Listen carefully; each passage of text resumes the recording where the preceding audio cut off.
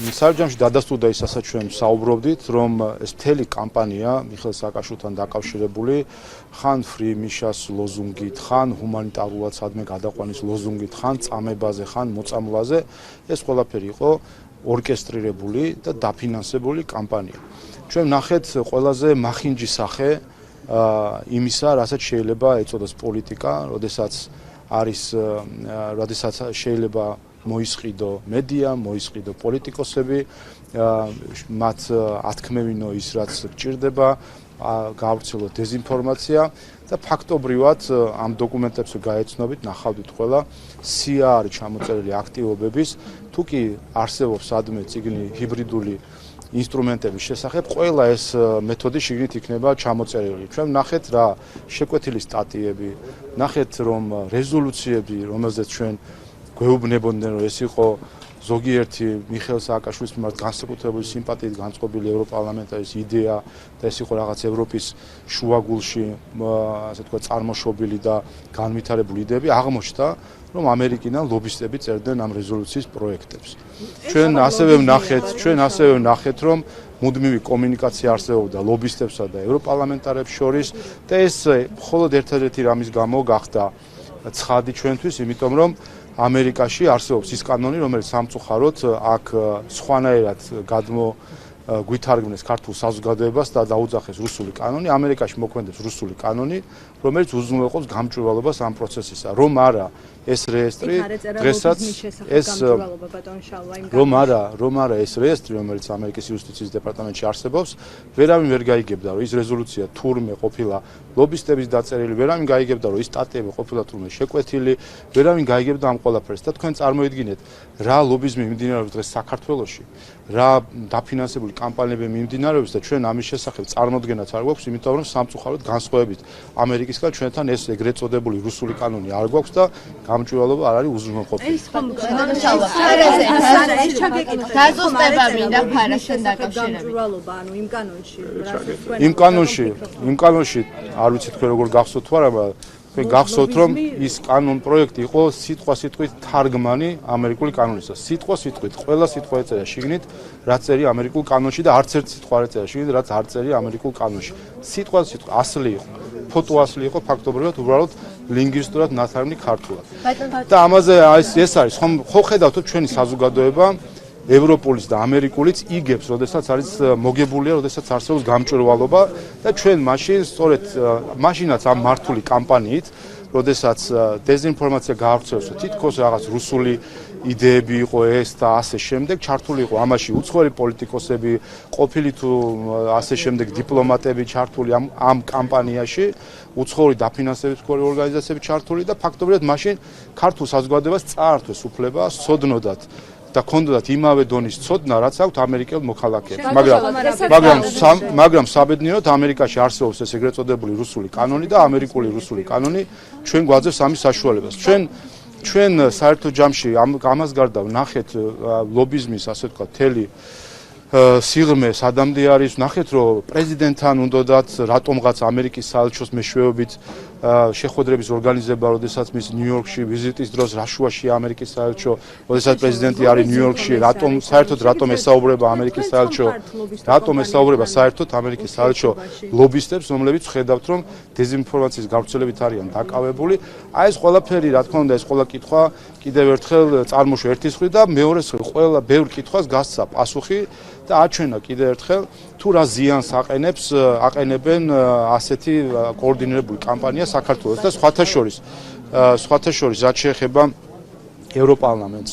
ჩვენ ვნახეთ, რომ სულ ახლახან ეგრეთ წოდებული კატარგეითის სკანდალის, რომელიც მოინათლა, ვნახეთ და ზუსტად იქაც იგივე მეთოდები იყო. იქაც რა არის მთავარი ბრალდება, რომ ხდებოდა გარე ზეგავლენა ევროპარლამენტზე, ხდებოდა რეზოლუციების პროექტების ასე ვთქვათ, წინწაწევა და ლობირება იმისთვის, რომ რაღაც რეზოლუციის პროექტი მიიღოთ, რომელიც იქნებოდა ვიღაცისთვის სასარგებლო თუ ვიღაცაზე იქნებოდა საზიანო და ასე შემდეგ.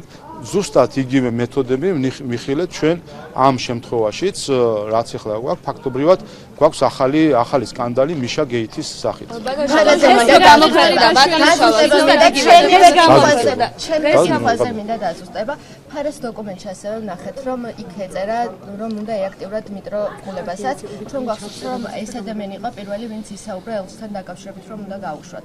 აი, ეს ელჩის გამოშვების საკითხი შეიძლება თუ არა, რომ ამ სტრატეგიის, ლობისტური სტრატეგიის ნაწილი ყოფილიყო. ყველაფერი ჩვენ ისიც ვნახეთ, რომ ეს ეგრეთ წოდებული პოლონელი ექიმების საკითხიც კი თურმე აღმოჩნდა, რომ იყო ლობისტური კომპანიის მიერ ლობირებული თემა და სხვა ეს ყველაფერი მე ამის წინავს თქვი ყველა ვინც რამენერად შეეხო მიხეილ სააკაშვილის ყველა შერცხვა აბსოლუტურად ყველა პრეზიდენტები პოლიტიკოსები მინისტრები და ასე შემდეგ ყველა ვინც შეეხო ამ ხრივ მიხეილ სააკაშვილის საქმეს ყველა შერცხვა ქართველი ხალხის წინაშე და ეს არის ყველაზე მძიმე რომ კიდევ ერთხელ ჩვენ მიხეილ სააკაშვილის თემაზე ვიხილეთ ევროპული პოლიტიკური ელიტის ყველაზე მახინჯი სახე რომელიც დაკავშირებული არის კორუფციასთან პატრონაჟთან, დეზინფორმაციასთან, ლობიზმთან და ყველა იმ ცუდ თვისებასთან, რომელთანაც ჩვენ არ გვინდა რომ ევროპა გავაიგებოთ. ჩვენ ვიხილეთ ევროპული და ზოგადად დასავლური პოლიტიკური ელიტა აი ამ მახინჯის სახით, რომელსაც სინამდვილეში საერთო არაფერი არ აქვს ევროპასთან და ევროპულ ღირებულებასთან.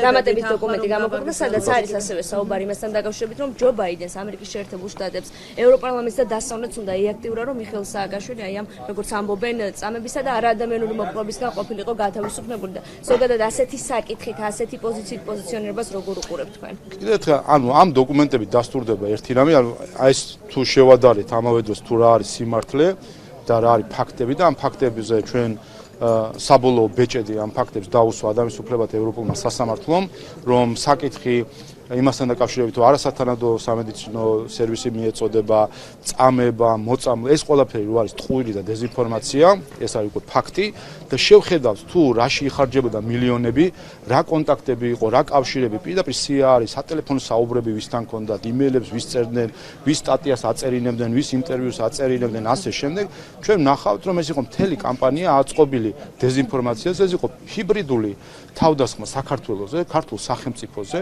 და პირდაპირ არის სია, ვინ იყო ამ ყველაფერში ჩართული. ყოფილი და ასე შემდეგ. როგორ გესმით? ლობიზმი, უყურეთ, აქ ჩვენ ამ გადავხვდი შენს ინტერესებს ემსახურება, ხო? ხო, მაგას კორუფცია ქვია. მაგას ქვია კორუფცია. რაც შეეხება, უყურეთ, რა შეასაქმე მინიმუმ, რაზე ჩვენ შეგვიძლია ვისაუბროთ, არის ის, რომ ის სტატიები, განცხადებები, რეზოლუციები სინამდვილეში იყო არა ევროპარლამენტარების, ექსპერტების, ყოფილი დიპლომატების და მოქმედი პოლიტიკოსების გულწრფელი პოზიციები, არამედ ეს იყო ნაკარნახევი პოზიციები, რომლებიც მათ, ასე ვთქვათ, ლობისტური კომპანიების მეშვეობით გაუწიეს რაღაცებს ანგარიში და თქვენ გახსოვთ თქვენ მიხეილ სააკაშვილთან დაკავშირებით ისეთ ხალხი გამოდიოდა, რომელსაც ან რა ინტერესი უნდა ქონოდა, ან საიდან უნდა ცნობოდა, ან საიდან უნდა ქონოდა საქართველოსთან სპეციფიური ინტერესი, მაგრამ გარკვეული სახელი და გვარებია, რომელსაც შეიძლება რაღაც ავტორიტეტი იყოს დაკავშირებული და ამ ადამიანებს ალაპარაკებდნენ თავის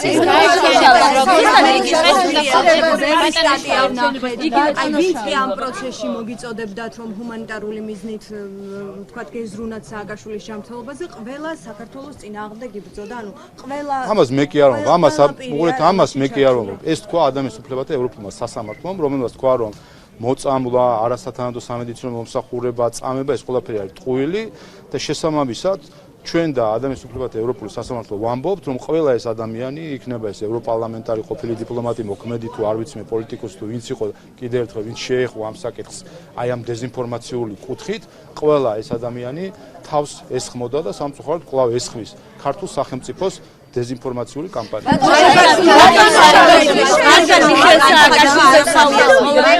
უკრაინასთან დაკავშირებით მარებაშვილის პოზიცია თქვენს პოლონეთთან დაკავშირებით უნდა კითხოთ. ბატონოშავა.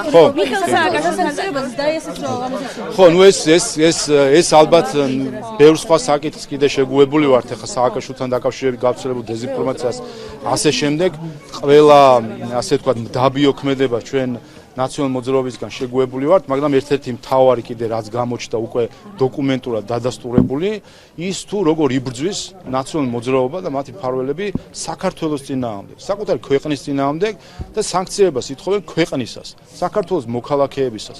იმ მოქალაქეების, რომლებიც ჩვენს ქვეყანაში ცხოვრობენ, ყველა თქვენს დასანქცირებას ითხოვს და მიხეილ სააკაშვილს უნდა გადააყოლონ მთელი ქვეყანა.